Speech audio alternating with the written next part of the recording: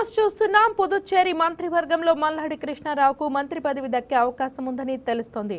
ముఖ్యమంత్రి ఎన్ రంగస్వామి ప్రభుత్వంలో ఆయనకు కీలక శాఖ లభించే అవకాశాలున్నాయని సమాచారం. రెవెన్యూ లేదా పీడబ్ల్యూడీ శాఖ కేటాయించే అవకాశం ఉన్నట్లు సన్నిహిత వర్గాలు చెబుతున్నారు.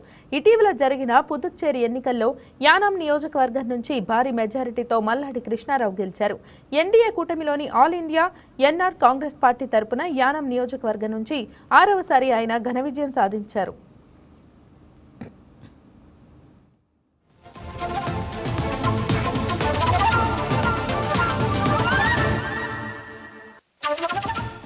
దీనిపై మరింత సమాచారం కాకినాడ నుండి మా స్పెషల్ కరెస్పాండెంట్ వర్మ లైవ్ లో అందిస్తారు.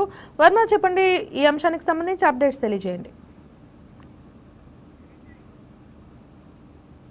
ఏదైతే పుదుచ్చేరి ఎన్నికలకు సంబంధించి తాజాగా అక్కడ కూటమి ప్రభుత్వం అధికారంలోకి వచ్చింది. ముఖ్యంగా అక్కడ 30 అసెంబ్లీ స్థానాలకు గాను 18 స్థానాలను కైవసం చేసుకుని ఏఎన్ఆర్సీ అయితే ఎన్ఆర్ కాంగ్రెస్ అయితే ప్రస్తుతం అధికారం చేపట్టబోతోంది. 13వ తేదీన సీఎంగా ఎన్ రంగస్వామి 5వసారి మళ్ళీ ప్రమాణ స్వీకారం చేయనున్నారు. గతంలో ముఖ్యమంత్రిగా కూడా ఆయన పనిచేశారు. ఇప్పుడు 5వసారి ఆయన సీఎంగా ఉన్నారు. అయితే పుదుచ్చేరి రాష్ట్రానికి సంబంధించినంత వరకు పూర్తిగా కూడా యానాం నియోజకవర్గంలో భారీ మెజార్టీతో ముఖ్యంగా 4568 ఓట్లతోటి మల్లాడి కృష్ణారావు 6వసారి ఎమ్మెల్యేగా ఇక్కడ ఎన్నిక కావడం జరిగింది. అయితే గతంలో ఆయన ఆరోగ్య శాఖ, వైద్య శాఖ, టూరిజం అలాగే వివిధ శాఖల మంత్రిగా గతంలో పనిచేసి ఉన్నారు. అయితే ఇప్పుడు 6వసారి ఆయన ఎమ్మెల్యే నేపథ్యంలో పూర్తిగా కూడా ఏదైతే యానాం నియోజకవర్గానికి సంబంధించినంత వరకు పేద ప్రజలకి ఎవరికి కూడా ఎటువంటి పక్కా ఇళ్ళు అన్ని కూడా నేను నిర్మించిస్తాను, ముఖ్యంగా 4200 నుంచి 6300 లోపు ఇళ్లనైతే ప్రభుత్వం తరపు నుంచే కట్టి ఇస్తాను అనే ఒక హామీ ఇవ్వడం అయితే జరిగింది. ఆ హామీలో భాగంగానే అది నెరవేర్చేందుకు గానే ఇప్పటికే సీఎం రంగస్వామి తోటి ముఖ్యంగా సమావేశం గతంలో పోటీకి ముందు కూడా ఆయన భేటీ అయ్యారు. అటు తర్వాత గెలిచిన తర్వాత వెంటనే పాండిచ్చేరి వెళ్ళిపోయారు. ప్రస్తుతం రంగస్వామి కూడానే గడిచిన వారం నుంచి కూడా ఆయన మంత్రాలు చేస్తూ ఉన్న పరిస్థితుల్లో ప్రస్తుతం ఎటువంటి శాఖ అయితే ఇవ్వాలి, ఎందుకంటే బీజేపీకి సంబంధించినంత వరకు ఎన్డీఏ భాగస్వామిలో ఏఎన్ఆర్సీ కూడా భాగస్వామిగా ఉన్న నేపథ్యంలో ప్రస్తుతం అధికారం ఏఎన్ఆర్సీ తరఫున రంగస్వామి ముఖ్యమంత్రి పదవి అధిరోహిస్తుంటే తొలుత ఒక మంత్రి పదవి ఇవ్వడానికి రంగస్వామి అయితే ఒప్పుకున్నారు. అయితే కేంద్ర మంత్రి మన్సుఖ్ మాండవీయ చర్చల నేపథ్యంలో 2 మంత్రి పదవులు ఇస్తారు. ఈ కూడా గతంలో మాజీ హోంమంత్రిగా ఉన్నటువంటి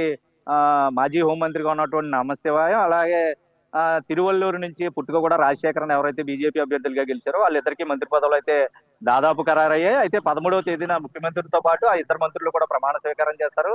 అటు తర్వాత ఒక రోజు గడిచిన తర్వాత మల్లాడి కృష్ణారావు ఏదైతే ఏఎన్ఆర్సీ కాంగ్రెస్ తరపు నుంచి పూర్తిగా బరిలో నిలిచి తొలి స్థానం కైవసం చేసుకుని పుదుచ్చేరి ఫలితాల్లో తొలి ఫలితం కూడా యానాం నియోజకవర్గం నుంచి వచ్చింది. అయితే మల్లాడి కృష్ణారావు పూర్తిగా కూడా అక్కడి నుంచి పోటీ చేసి గెలుపొందిన నేపథ్యంలో ఒక రోజు గ్యాప్ ఇచ్చారు. తర్వాత మంత్రులుగా ప్రమాణ స్వీకారం అయితే చేస్తారు.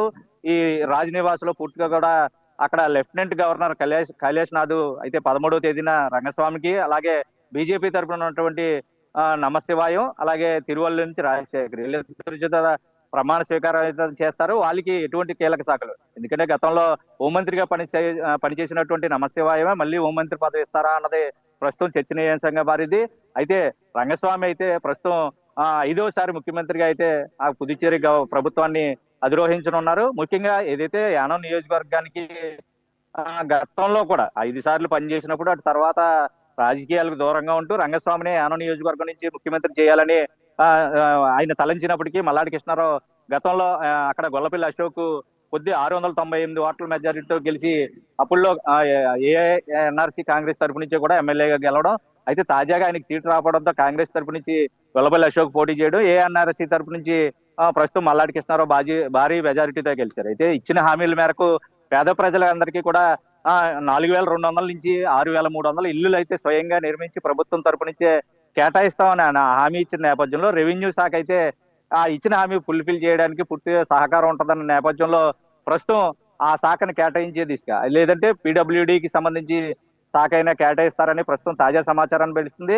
అయితే సీనియర్ మంత్రిగా ఉన్నారు. ఒకవైపు రంగస్వామికి పూర్తిగా కూడా వీరవిధేయుడిగా ఉన్న నేపథ్యంలో ఎటువంటి పనినైనా సరే అటు రంగస్వామికి చెప్పి ఒప్పించి చేయించగలిగే సత్తా ఉన్న నాయకుడిగా ఇప్పటికే పేరుంది. యానాం నియోజకవర్గానికి సంబంధించినంత వరకు అటు రాజకీయాలు కాకుండా కేవలం పదవి కాకుండా మంత్రి పదవి మల్లాడి కృష్ణారావు కోసం ఎదురు చూసే పరిస్థితి తప్ప ఇక్కడ మల్లాడి కృష్ణారావు ఏ మంత్రి పదవి కోరుకోడు అని చెప్పి కూడా ఎన్నికలు గెలిచిన తర్వాత ఆయన స్వయంగా చెప్పిన నేపథ్యంలో ఏ మంత్రి పదవి ఇచ్చినా స్వీకరిస్తానని ఆయన తొలుత చెప్పినప్పటికీ ఆయనకి అత్యంత ప్రాధాన్యత ఉంది, పూర్తి స్థాయిలో రాజకీయంలో మంచి పట్టు ఉంది.